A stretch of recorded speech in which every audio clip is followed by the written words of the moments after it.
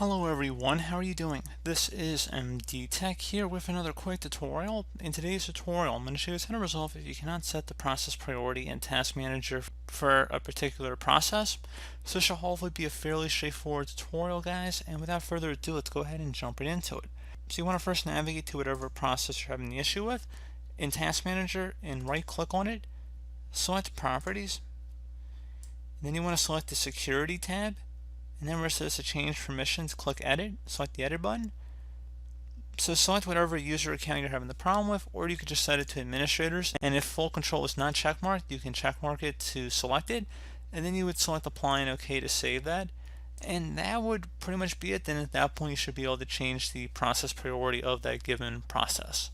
Pretty straightforward process, guys. Do hope that I was able to help you out. And I do look forward to catching you all in the next tutorial. Goodbye.